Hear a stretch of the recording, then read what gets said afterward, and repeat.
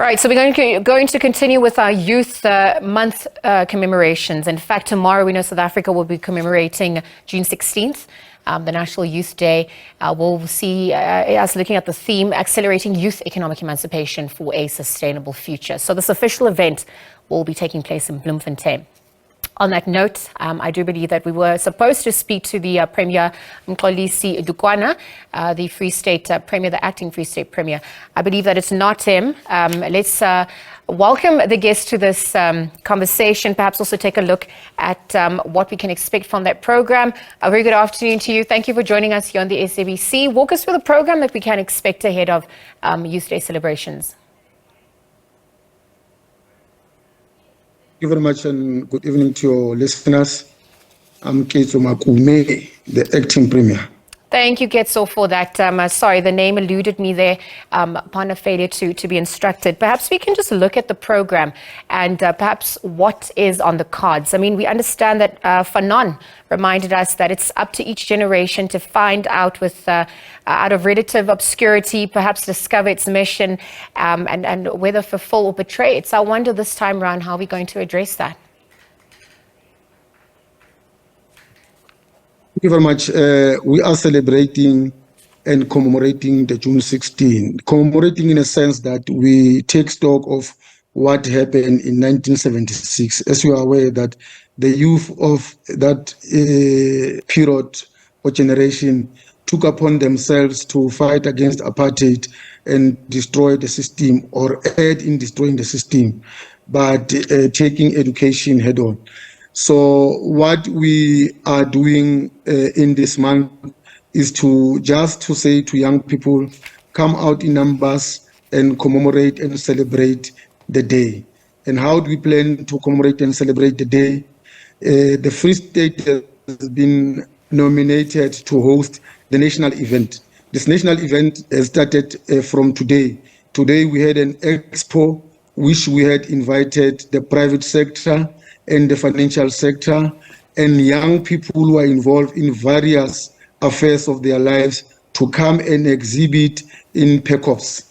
The reason being that we want to celebrate this month in this year in a very different way. We are bringing opportunities, we are availing opportunities to young people so that they can craft their future. We've also made a call that there shouldn't be any young generation that will expect that the future be discussed without their involvement. Okay, so thank you for those sentiments. Perhaps that context... That should not be any, does not include the youth. So we seem to be losing some of our connections there, but we did get the gist of what the program aims to highlight and address. We're obviously looking at opportunities, the strides that have been taken, but also the challenges that continue to face the youth. I wonder if we can bring in some of those elements and look at the issue of youth leadership and how we begin to allow youth to participate and perhaps contribute, perhaps not only just as numbers, but also in decision-making processes. Exactly the point that I was trying to explain, yes. That we are encouraging young people in this celebration this year, that they should take upon themselves, that there shouldn't be any conversation that is going to take place without their involvement. Number two is that we are also planning to have leadership programs, but also we're appealing to the current leadership at all affairs, whether in business, financial sector, to become good example and become role models to the current young people. So their involvement in the Free State, for instance, they are involved in a number of decision-making in structures that are responsible to take decisions. Some of them, they are involved in business sector, some of them, they are involved in financial sector, and some are involved in the private sector and the public sector. So the NYDA is also part of this program. So all their leadership programs and development and training skills have been encompassed to be included in this year of celebration or commemoration. When we look at the ways of change that the world's also experiencing and perhaps also where South Africa fits in that, we can't ignore the conversation about the fourth industrial revolution. And I wonder whether we are ready for that revolution.